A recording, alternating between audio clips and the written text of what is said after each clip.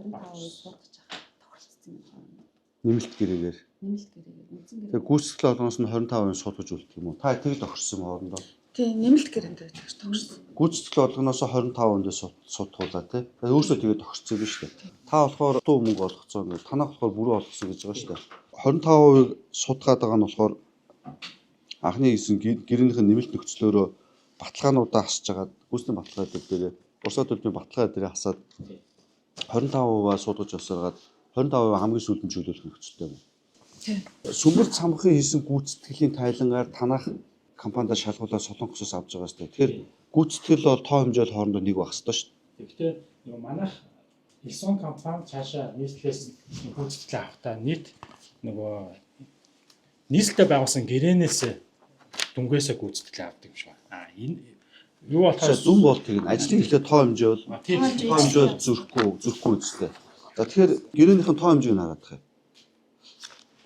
Тоо хэмжээ чинь дээр байхгүй шүү дээ. Танаа хоёр гэрээгээ хийхдээ гэрээнийхэн тоо хэмжээгээ энэ хавцаа давхиж хийсэн юм уу? Үгүй тоо хэмжээ. Тэр ботороол тохирсон. Гэрээн дээр бол хавцралт оруулах. Магадлагдсан би үгүйгээр тохирсон юм уу? Тэгээ хавцраагүй юм уу? Тий.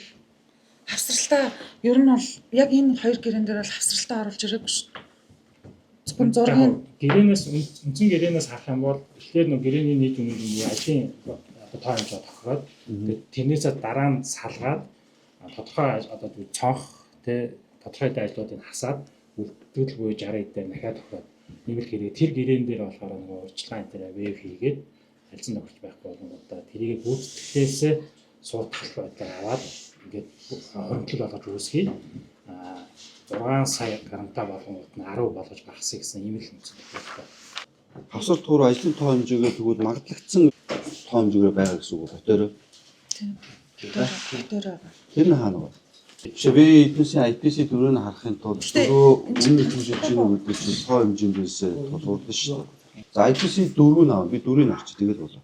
Одоо маргаадаа байгаа мөнгө дутуугаад байгаа чинь дөрөв нь танаа. Ер нь эхнээсээ дутуу явуулсан. Биш дутуу гэдэг чинь 25% нэлээд байгаа мó өөр юм нэлээд байгаа мó.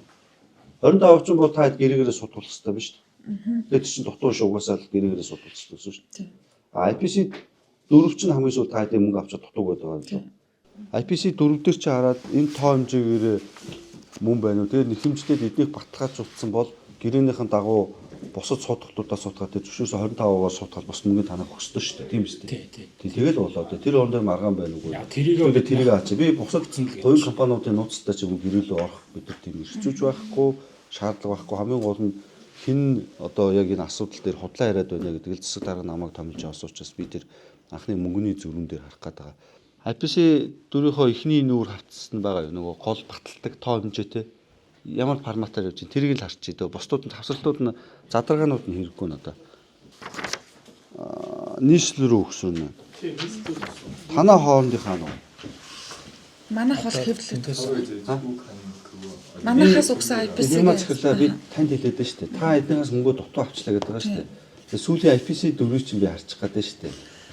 Тэгээ хамгийн ихний маргааны хэдүүлээ шийдчихсэн. Энд чинь болохоор эднийх манай нийслэл өгсөн нь шүү дээ. Манайх болохоор нөгөө хэвлэлтэй. Тэн дээр энд хэвлэсэн авчраа хэвлээд бол нийслэлд манай хоёр хөш танаа хоёрын гэрээний асуудлыг шийд ойлгочих гээд байна шүү дээ. Энэ юм уу? Нийт тоо хэмжээ. Өмнөх гүйцэтгэл. Энэ удаагийн гүйцэтгэл дээр авч байгаа зүг үзэл дээр форматаар явсан тийм. Та улаан номны загвараар хийсэн үү? Эднийхээс танах хөрсөн. Загварын судалж үзсэн улаан юм шиг саарл юм шиг ч болоод явчихсан. Хасалт нэг дээрээ байгаа юу? Захиалагчийн техникийн хяналт захиалагчийн эрх үүрэг гээд. Тий, захиалагчийн эрх үүрэг дотор гэрээгээ хэвлээд авчирч байна. 8 сая 400 гэхдээ энэ 2 сая 82 нь болохоор сая IPC 4-өөс нэг 25% ротейшн буюу 364 мянган доллар хасгаар тооцоо байсан. Сая бол нөгөө сая 400-ээс хасаагүйгээр олгосон буюу одоо 8.4 гэхэд энэ хассан байгаа. Энэ хоёр дүн одоо энэ чинь 420 мянган доллар гэж энэ нь дээр нэмэгдэж орж ирэх гэсэн үг. Тэгээд 9 сая 15 мянган 8 сая 492 дээр энэ хоёрыг нэмэгдэх гэсэн. Одоо энэ ротейшны сая танаас тэгвэл 8 сая 492 биш танах 9 сая 10 мянган доллар яг батанд авч ирсэн. Тэгвэл танах бүхэнгөө авсан биш. суутгалаа буцаагаад олгоно гэсэн байхгүй юу? Ямар судгал. Тэр 25%. Тэр Тэгвэл нь та одоо гэрээ гарын тэгээд үсгэн байгаа тогтсон юм шиг. баталгаажсан. Нэг нь дутуу ажил, нөгөөх нь чанарын хугацаанд доголдох гарах уу гэдэг дээр барьж ярьж мөгж. Нэг нь reputation, нэг нь performance guarantee гэдэг олон улсын инженерийн байгууллага дээр тэгэл хоёр төрлийн судалж байна. Тэгээд та хэд өөрснөө 25%-аар гээд энэ нэмэлт гэрээнэ чи өөрчлөлт 25%-ийн нөхцөл нь хаана байна? Зөвшөөрсөн юм биш тэгээд. Төлбөрөөс 25%-ыг барьцаанд судалнаа. Хүртэл гэж шүү дээ. 6 сая доллар хүртэл та 25% судалж болно шүү дээ. Хоримтлогчсон дунд 6 сая 200 ам долларт хүрсээ дараагийн ингээд нөгөө суулгуусаар хагаад судалгын энэ мөнгө чинь 6 сая доллар хүрсний араас ёс төрлийн төлбөрөөс 10%-ийг нь барьцаанд авчулаад үлцэн 15% судалгаа юм уу тийм хүчтэй юм шүү дээ. Тэгээ та эн чинь яг танай хүчин төгөлдөр гэрээ мөнгө үстэй. Сая 400 мянган доллар шилжүүлдэг өдрөө эднийх баталгаалуулсан байхгүй. Гэхдээ та өөрөө л ингэж хэлсэн биш 8 сая 400-аар. Тэгээ 25% Энийг батлаад өгчвөл мөнгөө шилжүүлнэ гэсэн байхгүй. Гэхдээ та тэгээд батлуулахгүй байж байгаа тэгвэл бид нар ирэхгүй байсан. Батлуулахгүй байж байгаад ирсэн бол талбай дээрх ажлыг чи тоо хэмжээний дагуу шалгаж үзээд үндэстгүүгээр захиалагч батлахгүй байна. Ер нь тэгээд гэрээгээр л юм шүү дээ. Одоо тэгээ 25%-тай судгуулаад явах юм шүү дээ. Та бүр accumulated энэ retention money чи одоо нийлээд 2 сая хүрсэн. Та 6 сая доллар хүртэл судгуулаад явах юм шүү дээ. Тэгээ 6 сая доллар хүрсэн өн та 15% судалж аваад 10% үлдэх. Би энийг тэр өдөр тэр гадаа батлах нь зөв. Анхнаасаа гэрээ батлахтаа бол энийг батлуулаагүй ш надаар. Энийг 10 сарын 3-ны өдөр төлөө. Энийг чинь та баталдаг гэдэг шүү дээ. Энд чинь та энэ захиалагч руугаа ийм мөнгө өгөөч гэд хүсэлт гаргаж байгаа байхгүй юу? Баталдаг хүн эсрэгээр эдэр байхгүй юу? Та тэр баталдаг биш. Та мөнгө нэхэмжилж байгаа этгээд байхгүй юу? Ажлын ажил дээрээ. Та ийм мөнгө өгөөч гэд ийшээ хүсэлтээ гаргаж өгөх хэрэгтэй байхгүй юу? А эдний харин тэр чинь батлахгүй байвал эдний буруу болоод эднийх баталдаг хүн байхгүй юу? Та энэ чинь хүсэлтээ гаргаж байгаа хүн шүү дээ. Ажлын чинь гүйцэтгэл хэдөө босоо.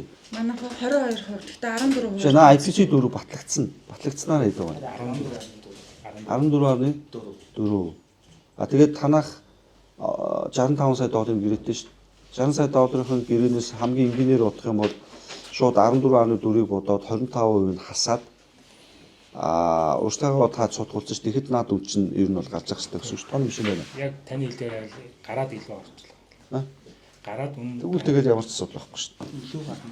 Ийм байдлаар танаа гэрээ нөхцөлдөө сая тооцоо хэлээ. Та хэллээ шүү дээ 65 сая доллараас 14.4 гүйцэтгэлтэй IPC 4-өөр тий? Маргантай. Тэгээд 9 сая. Тэгээд 25% та судгалт нөхцөлтэй биш гэрэн дээрээ. Тэр 60 сая. Тэгээд 75% нь бодохоор чинь 7.1 сая доллар байгаа зүг биз дээ. Эндээс онцлог зөв тийм. Зөв тий. Тийм л нөхцөлтэй шүү дээ.